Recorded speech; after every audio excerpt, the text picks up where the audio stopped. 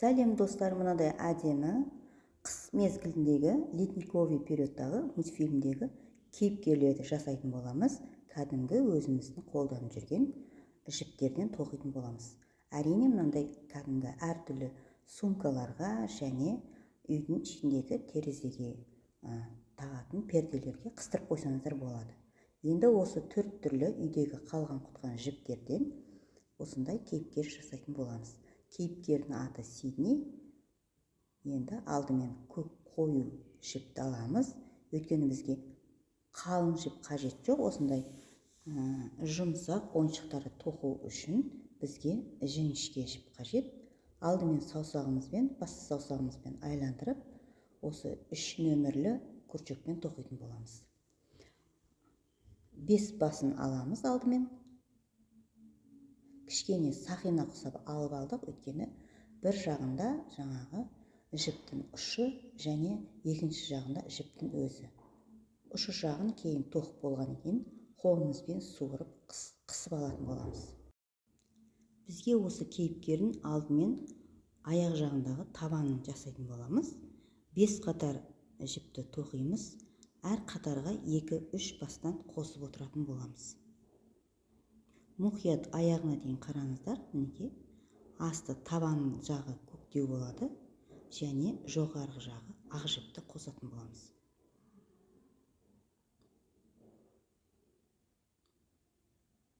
Мінекей енді осы ақ жіпті ортасына байлап қосамыз. Және кішкене жаңа басында кішкене бас қосып отырдық қой, енді басты кемітіп отыратын боламыз. Сонда біздің аяқ жақ табан жағы кішкене дөңгелектеу болып келеді, үсті жағы сопақ болып келетін болады. Мінекей кейіпкеріміздің бір аяғы дайын болды. Және сіздерге арнап тезірек екінші аяғын дайындап қойдым. Енді осы екі аяқтың ортасына 5 бас қосып, кішкене күршекпен тоқитын боламыз. 1 бас, 2 бас,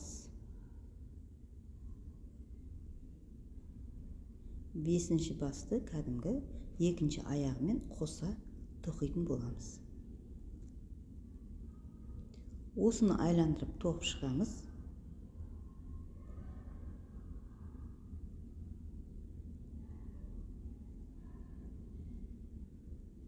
Мінекей екі аяғы және белгі жағынан жоғары кәдімгі 12-13 сантиметрдей қылып тоқитын боламыз.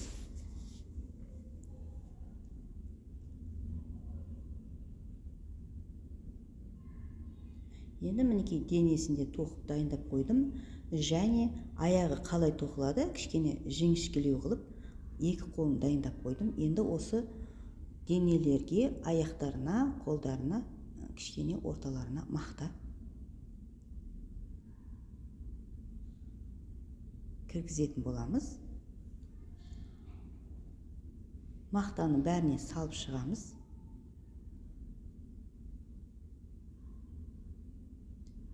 Енді осы қолды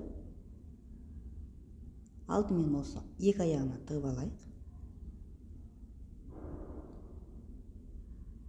Кішкене аяқтарына нығыз қып тығу керек. Ақ түсті және көк қою түсті жіптер кәдімгі жұмсақ ойыншықтарды тоқуға болады. Бұл негізі жіптер арнайы осындай кейіпкерлерге және жануарлардың тоқитын болсаңыздар, арнайы осындай жаңағы жұқалау жіптерді тапсырыспен алдырсаңыздар болады. Кәдімгі қалың, кәдімгі нәскилерге арналған жіптер, бұл жаңағы кейіпкерлерді тоқысаңыздар сұлу көрінбейді. Сондықтан өздеріңіз тапсырыс беріп, осыны тоқып көрсеңіздер болады. Әрине жіптеріңіз жіңішке және күршектеріңіз жіңішке болса, кәдімгідей жұмсақ маталардан тігеді ғой, сол сияқты жұмсақ, әдемі, ұқыпты болып шығады. Енді қолдарымыздың тоққан жерін бекітетін боламыз күршекпен.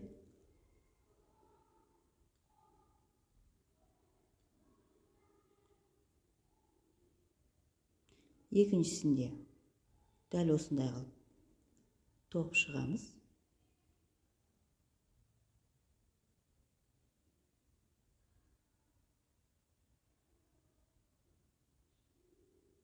Өздеріңіз білесіздер, мысалы осы қыс кезеңіндегі ледниковый период деген жаңағы балаларға арналған мультфильмдер бар ғой, қыс кезеңіндегі. Сол жердегі кейіпкерлерді өздеріңіз таңдап тоқсаңыздар болады.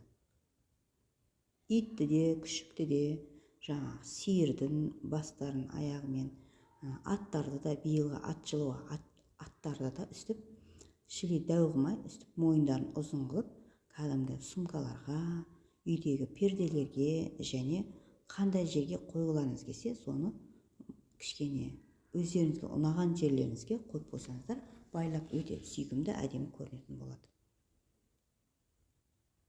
Енді осыны қолдарын біріктіріп тоқып жіберетін боламыз. Сонда қолымыз осы қатармен тоқылып кететін болады. Мұқият аяғына дейін қараңыздар, өте оңай. Бұл жерде әрине санап істесеңіздер, ойыншықтарыңыз өте түзу және біркелкі түзу болып шығады, және қолыңыздың ептілігіңізге байланысты қайта-қайта жаттығу жасап, оңай узорларды, тоқыманы қолыңызбен тоқи берсеңіз, қолыңыз кішкене иігеді, қолыңыз тоқуға иігеді. Кейбіреудің қолдары негізі көрсетсеңіздер, тіптен тоқуға келмейтін адамдарда тоқып үйреніп жатыр. Екінші қолын біріктіріп тоқып жібереміз.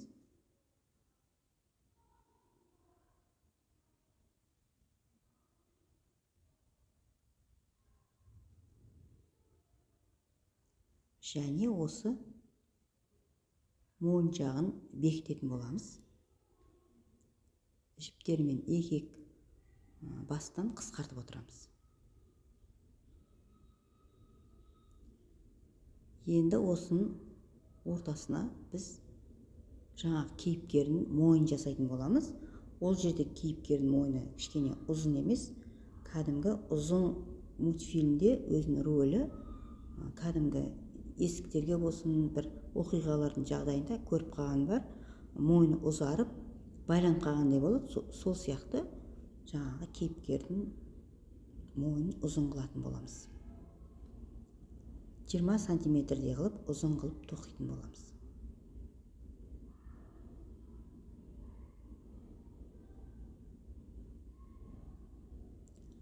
Үйіндегі бар жіптерден жасасаңыздар, жақсы үйренгенше ары қарай өздеріңіз заказ беріп, тапсырыс беріп, тоқсаңыздар, өте жаңа жіптің аты жаңа жіп, және түстері ашық түсті болса, өте әдемі болады. Бұл кейіпкерге біз киім жасаған жоқпыз. Алдыңғы өзім тоқыған алдындағы басында көрсеткендей, екі кейіпкер бір-біріне ұқсайды. Біреудің тісі бар, біреудің тісі жоқ. Және ортаңғысы бұғыға ұқсайды. Бірінші кейіпкерін жасаған кейіпкерімде үстінде желеткісімен кішкене шорти бар. Өздеріңіз білесіздер, қандай түстен болса да, жіп болмаса да, кішкене кішігірім өздеріңіздің үйіңізде бала шағаларыңыз болса, детский жаңағы балаларға арналған нәскилерді де қырқып, негізі нәскилер сөгілмейді, сондықтан нәскилерді ойып киім жасасаңыздар болады. Ерінбесеңіздер, әрине тоқығанға не жетсін.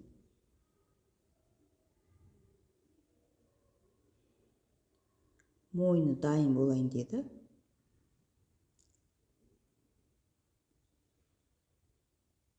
Енді бас жағына кәдімгідей табанына қалай қостық қатарға, әр 3 бастан кейін қосып отыратын боламыз.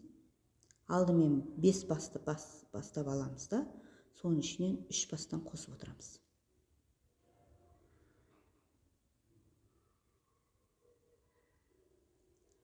Алдымен басымызды дөңгелек қылып тоқып аламыз.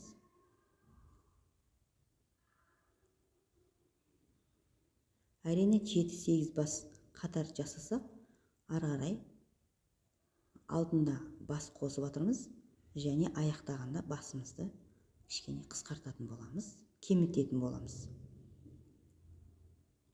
Мінекей, кішкене жартысына жетіп қалдық.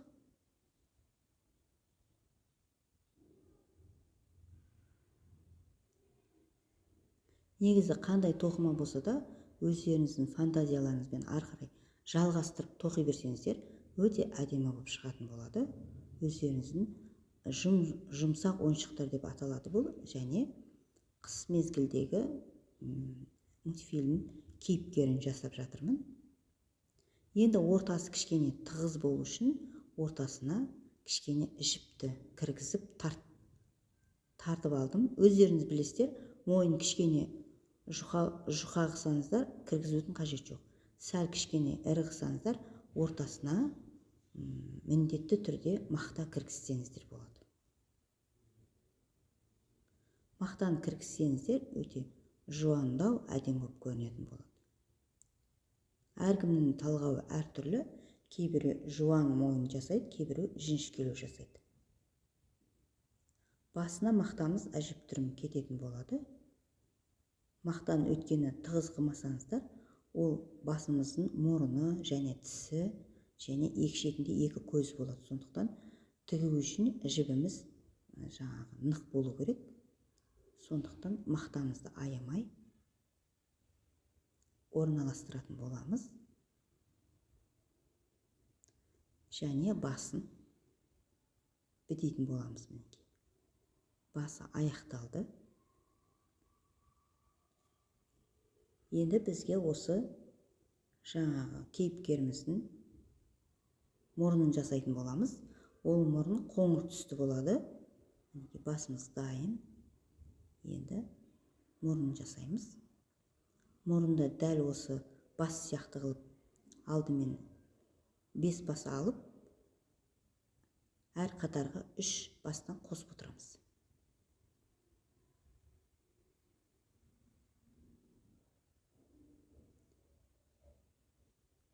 Енді ақ жіпті тісін жасайтын боламыз.